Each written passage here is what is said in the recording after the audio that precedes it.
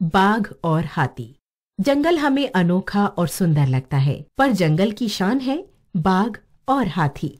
ये अपनी अपनी तरह से जंगल की सुंदरता और रोमांच को बढ़ाते हैं।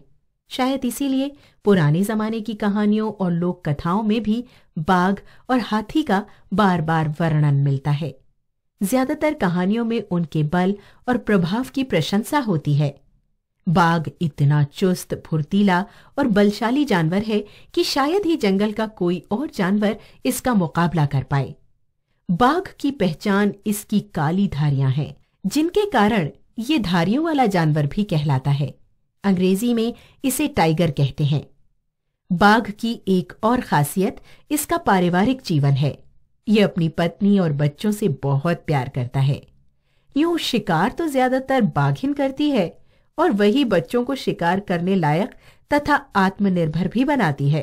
बाघ छोटे मोटे जानवरों की तो परवाह ही नहीं करता। वे तो उसकी एक गर्जना से ही थर थर आ जाते हैं। हाँ, जंगली सुअर या हाथी उसे चुनौती दें तो कई बार भिड़ंत बड़ी रोमांचक हो जाती है। कभी कभी दो बाघ भी आपस में भिड़ जाते हैं। ऐसी हालत में जब तक एक खत्म ना हो जाए या मैदान छोड़कर भाग न जाए, तब तक मुकाबला चलता रहता है। दोनों चाहे कितने ही लहूलुहान क्यों ना हो जाएं, लड़ाई नहीं थमती। आज जंगल के राजा बाघ पर संकट मंडराता जा रहा है। गीर और कान्हा सहित बहुत से अभयारण्यों में बाघों की संख्या तेजी से घटती जा रही है। आदमी छल बल से उन्हें मार देता है। अगर ऐसा ही चलता रहा तो बाघ, जिन्हें भारत की शान कहा जाता है, वे केवल किस्से कहानियों में ही रह जाएंगे।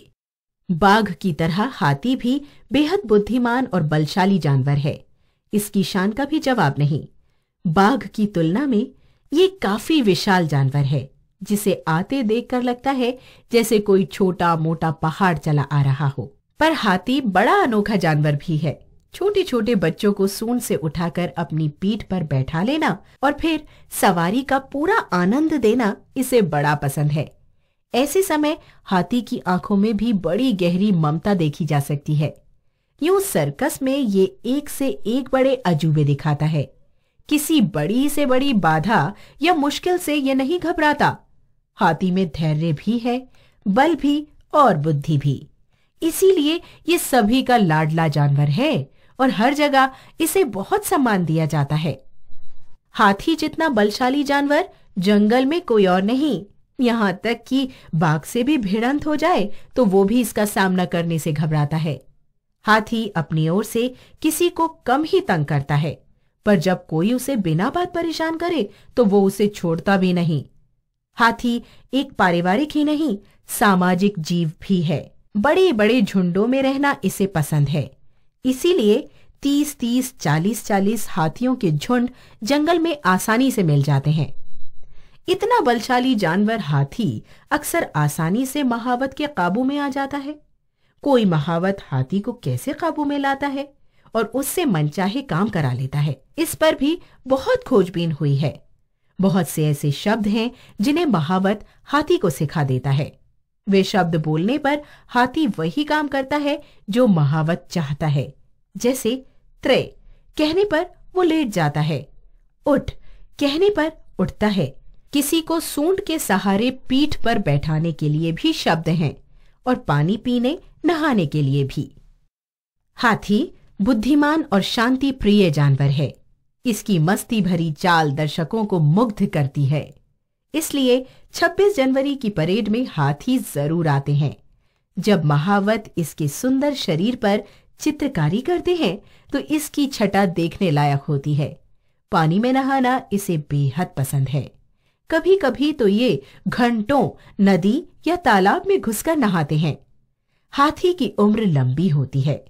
आमतौर से इसका जीवन 150 से 200 वर्ष तक माना जाता है। अपने लंबे जीवन में ये आदमी का खूब साथ निभाता है और बड़े बड़े काम कर दिखाता है। नदी किनारे लकड़ी के भारी भारी लट्ठों को ले जाने का काम अक्सर हाथी ही करते हैं। अकेला हाथी कई आदमियों के बराबर काम कर लेता है। हाथी और बाघ सिर्फ जंगल की ही शान नहीं, हम मनुष्यों के जीवन की भी शान और शोभा हैं। आज वे संकट में हैं, ये चिंता की बात है। हम सबको उनके संरक्षण के लिए मिलजुल कर प्रयास करना चाहिए।